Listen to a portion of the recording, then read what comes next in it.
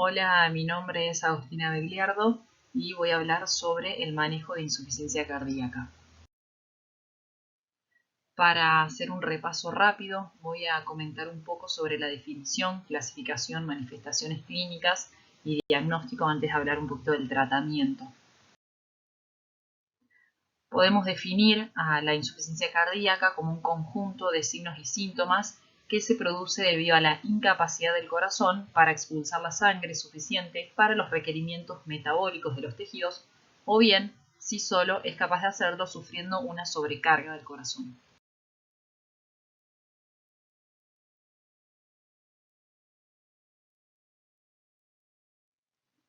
Hay muchas formas de clasificar a la insuficiencia cardíaca. Podemos clasificarla en aguda o crónica, en insuficiencia cardíaca con una fracción de eyección reducida, preservada o de rango intermedio, en insuficiencia cardíaca derecha o izquierda.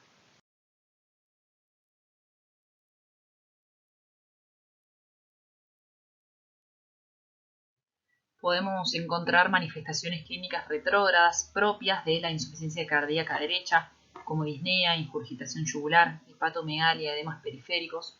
En cuanto a la insuficiencia cardíaca izquierda, podemos hallar disnea de esfuerzo, ortopnea, disnea paroxística nocturna, edema agudo de pulmón. Si buscamos manifestaciones anterógradas, se puede encontrar oliguria, nicturia, debilidad, astenia, confusión, somnolencia, agitación, nerviosismo. Y en cuanto a las manifestaciones atribuibles a las alteraciones de la mecánica cardíaca, se puede observar cardiomegalia, R3, R4, soplos, pulsos alternantes, arritmias.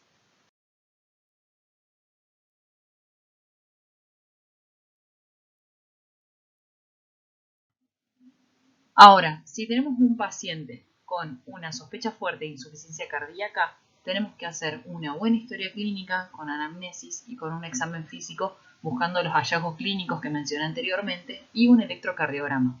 Si los dos dan normales, se descarta insuficiencia cardíaca y buscamos diagnósticos alternativos. Ahora, si uno de estos dos da anormal, podemos pedir un BNP o un proBNP en sangre. El valor normal del BNP es menor de 125 picogramos por mililitro y el del proBNP es menor a 35. ¿Por qué digo esto? Porque si dan normales, también descartamos insuficiencia cardíaca porque estos tienen un alto valor predictivo negativo. Ahora, si uno de estos dos da anormal, podemos hacer un ecocardiograma y vamos a buscar la FEBI. Si da menos de 40%, vamos a estar frente a una insuficiencia cardíaca con FEBI reducida. Si da entre un 40 y un 49%, vamos a estar frente a una insuficiencia cardíaca con FEBI en rango intermedio. Y si da más del 50%, vamos a estar frente a un paciente con una insuficiencia cardíaca con FEBI preservada.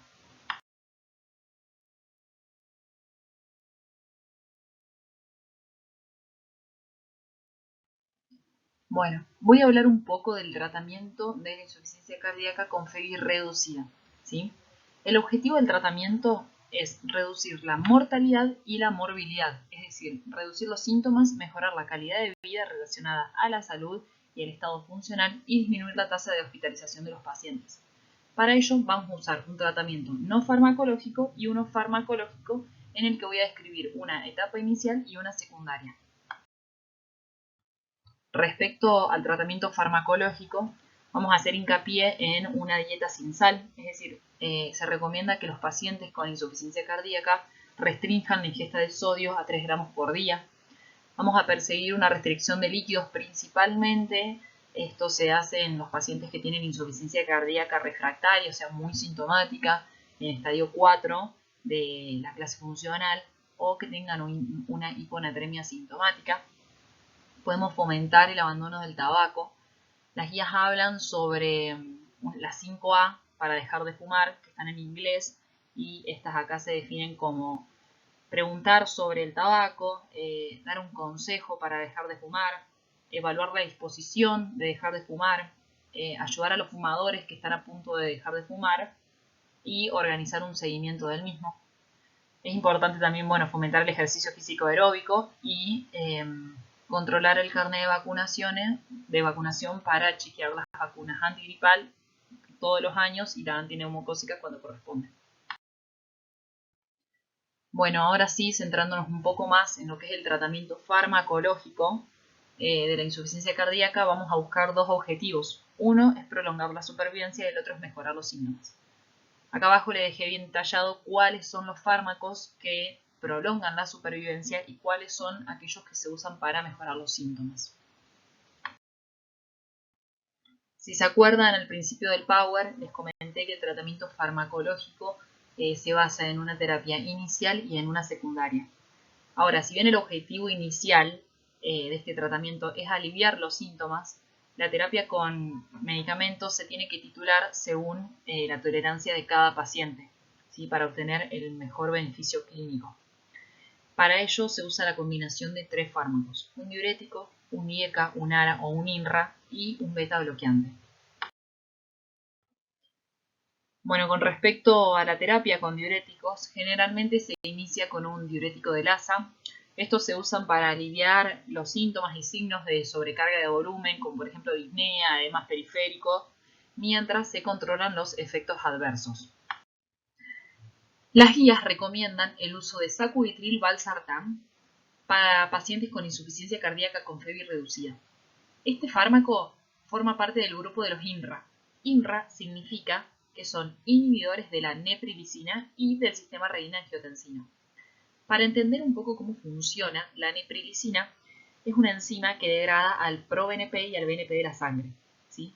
Entonces, el sacubitril/valsartán lo que hace es inhibir la neprilicina, por ende aumentar la concentración de BNP y de proBNP en la sangre y en consecuencia generar un mayor efecto natriurético y por ende disminuir la sobrecarga del corazón, ¿sí? Pero para poder utilizar este fármaco, el paciente tiene que cumplir con ciertos requisitos. Que tenga una insuficiencia cardíaca con una FEBI menor al 35%, que tenga un BNP aumentado, que tenga estabilidad hemodinámica, es decir, una presión arterial sistólica mayor a 100, y, como todo inhibidor del sistema renina-angiotensina, que tenga un potasio sérico menor a 5 y que no tenga historia de angioedema. Ahora, ¿en qué condiciones se considera este BNP aumentado? Bueno, si estamos tratando pacientes ambulatorios, tenemos que considerar aumentado el BNP cuando sea mayor o igual de 150 o el proBNP mayor o igual a 600. En pacientes que los estemos tratando en forma ambulatoria, pero que hayan tenido una hospitalización por insuficiencia cardíaca en el último año, se considera cuando el BNP es mayor o igual a 100 y el proBNP es mayor o igual a 400. Y para pacientes que estén cursando una hospitalización por una insuficiencia cardíaca aguda en esa hospitalización, se considera cuando el BNP es mayor a 400 y el proBNP es mayor a 1600. Por último, quería hacer hincapié en que el sacubitril/valsartán es un fármaco que tiende a generar hipotensión, ¿sí? La puede generar en cualquier momento, poco después del inicio del fármaco o cuando se aumenta la titulación del mismo. Por eso es importante en cada visita del paciente controlar la presión arterial y controlar el estado del volumen y el régimen diurético del mismo. Existe un ensayo aleatorizado doble ciego que se llama Paradigm-HF en pacientes con insuficiencia cardíaca con FEBI reducida y encontró que el sacubitril/valsartán redujo la mortalidad cardiovascular y el número de hospitalizaciones por insuficiencia cardíaca en comparación con pacientes que utilizaban IECA, ¿sí? Es por eso que las guías recomiendan que se inicie la terapia con los INRA en lugar con los IECA y los ARA siempre y cuando cumplan con las indicaciones que previamente mencioné. En el caso de que el paciente no cumpla con estas indicaciones, se puede valorar iniciar IECA siempre y cuando tengan una presión arterial sistólica mayor o igual a 90, que no tengan hipotensión sintomática y que no tengan antecedentes de angioedema. Ahora, si tampoco cumplen con las condiciones para tomar IECA, se puede valorar utilizar los ARA. Bien, ¿qué pasa si tenemos un paciente que esté tomando IECA o ARA2 y cumpla las condiciones para comenzar a tomar el sacubitril/valsartán? Lo vamos a tener que rotar. ¿Cuándo lo rotamos? En el caso de los IECA se suspenden 36 horas y luego se inician con los INRA. Y en el caso de los ARA2 no hace falta esperar cierta cantidad de horas, sino que se suspenden y inmediatamente después se pueden iniciar el tratamiento con el sacubitril/valsartán. Los beta bloqueantes se inician en pacientes con retención de líquidos residual mínima o nula. Por lo general, los vamos a iniciar poco después del inicio de un bloqueador del sistema renina-angiotensina, ya sea un DIECA, un ARA, un INRA. En estos casos es importante informarle al paciente que puede provocar un inicio del aumento de los síntomas durante 1 o 2 semanas antes de que se observe alguna mejoría. También es importante comenzar a dosis muy bajas e ir incrementando las dosis al cabo de 2 semanas o más hasta que se llegue a la dosis máxima tolerable para cada paciente.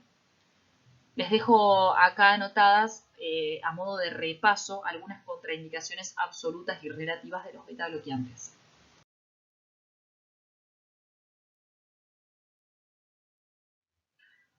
Bueno, dejando un poco de lado lo que es la terapia inicial de la insuficiencia cardíaca, voy a comentar brevemente en qué se basa la terapia secundaria.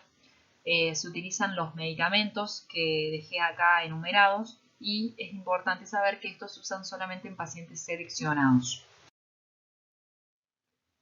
Bueno, con respecto a los antagonistas de los receptores de mineralocorticoides, ¿en qué momento se implementan en la terapia de insuficiencia cardíaca? Se usan cuando, a pesar de la terapia farmacológica inicial óptima, el paciente continúa teniendo una FEBI menor o igual a 35% con síntomas, es decir, con disnea en clase funcional 2, 3 o 4, o en casos aislados para pacientes postinfarto de miocardio con una FEBI menor de 40% que estén recibiendo inhibidores del sistema renina-angiotensina-aldosterona y que tengan insuficiencia cardíaca sintomática o diabetes mellitus. Con respecto a los inhibidores de la SGLT2, existen distintos estudios que sostienen y que evidencian que estos fármacos reducen el número de hospitalizaciones y el número de muertes cardiovasculares en pacientes con o sin diabetes mellitus tipo 2. Es por eso que se intenta administrar en pacientes con insuficiencia cardíaca con una FEBI menor al 35%, tengan o no diabetes mellitus tipo 2. ¿Sí? Acá les dejo especificados generalmente qué tipo de inhibidor se utiliza en pacientes diabéticos o no. Ahora, si el paciente tiene una insuficiencia cardíaca con una FEBI menor al 35% y continúa con síntomas o tiene algún tipo de intolerancia a los IECA, a los ARA o a los INRA, especialmente si tienen tendencia a la hipertensión, se suele cambiar estos medicamentos por hidralazina con nitratos, ¿sí? Inclusive se los usa junto a la terapia con beta bloqueantes. Ahora, la ivabradina se tiene que considerar en pacientes que tengan insuficiencia cardíaca con una FEBI menor o igual al 35%, que tengan ritmo sinusal con una frecuencia cardíaca en reposo mayor o igual a 70 latidos por minuto, a pesar de estar utilizando una dosis máxima tolerada de beta bloqueantes o que tengan contraindicaciones para el uso de los mismos. Inclusive, si el paciente está tomando beta bloqueantes, se puede añadir una ivabradina, pero es importante saber que el uso de ivabradina no sustituye al uso de beta bloqueantes. Y el uso de digoxina se considera en el caso de pacientes que continúen con síntomas y con una FEBI menor al 35%, a pesar de la terapia inicial óptima, más todas las otras terapias farmacológicas que previamente mencioné, ¿sí? Es importante previo y periódicamente durante el uso de digoxina evaluar los electrolitos séricos y la función renal, ya que este tiene tendencia a la hipopotasemia, a la hipomagnesemia o a la hipercalcemia y puede aumentar el riesgo de arritmias inducidas por este fármaco. Bueno, para ir cerrando un poco, les quería dejar este cuadro que resume el tratamiento de la insuficiencia cardíaca. Si tenemos un paciente con una insuficiencia cardíaca con rango intermedio o preservada, vamos a optar por hacer un tratamiento sintomático. Generalmente se usan los diuréticos, ¿sí? Como mencioné anteriormente. Ahora, si el paciente tiene una insuficiencia cardíaca con FEBI reducida, tenemos que agregar el tratamiento para mejorar el pronóstico. Entonces, a su vez, inicio con IECA, ARA, se valora el inicio de los INRA y también con beta bloqueantes a dosis máxima tolerada. Si el paciente en los próximos controles continúa con una FEBI menor a 35 y disnea grado 2 o más, clase funcional 2 o más, vamos a añadir la espironolactona o la esplerenona. Si el paciente continúa con síntomas y con una FEBI menor a 35, tenemos que valorar tres alternativas al tratamiento. Uno es cambiar el IECA-LARA por el INRA. Otro es valorar anidilababradina. Y el otro es valorar la terapia de resincronización cardíaca. Si no hay respuesta, se considera trasplante cardíaco. Ahora bien, otra alternativa al tratamiento es valorar el implante de un desfibrilador automático implantable, ¿sí? Estos son dispositivos que detectan la aparición de arritmias y envían un impulso eléctrico para restituir el ritmo cardíaco normal. Se pueden utilizar en prevención primaria para evitar que aparezcan este tipo de arritmias potencialmente mortales. Se usa en pacientes con FEBI menor a 35 que continúen con síntomas a pesar de todo el tratamiento óptimo previo, o en pacientes con una FEBI menor al 30% y que tengan una disnea de clase funcional 1 a pesar del tratamiento médico óptimo. También se pueden utilizar como prevención secundaria para evitar las recidivas de pacientes que fueron recuperados de muerte súbita o que han tenido arritmias ventriculares sintomáticas. Ahora bien, otra alternativa de tratamiento es la terapia de resincronización cardíaca, que se basa en la utilización de un marcapasos que estimula ambos ventrículos de forma simultánea, intentando mantener una sinergia en la contracción de las paredes del VI y por lo tanto obtener un bombeo más efectivo. ¿Sí? Lo que hace es producir un remodelado positivo sobre el ventrículo izquierdo, disminuyendo las dimensiones del mismo y el grado de insuficiencia mitral y aumentando la FEBI. Pero para poder utilizarse, el paciente tiene que cumplir con las siguientes condiciones, que son tener una FEBI menor al 35%, que continúen sintomáticos a pesar del tratamiento médico óptimo y que tengan una sincronía demostrada, o sea que tengan ritmo sinusal y un QRS superior a 130 milisegundos. Es importante que el paciente cumpla con las tres condiciones. Bueno, como último paso les quería dejar las dosis mínimas y máximas como recordatorio de todos los fármacos que vimos en esta clase, con la bibliografía que está en la siguiente diapositiva. Muchas gracias.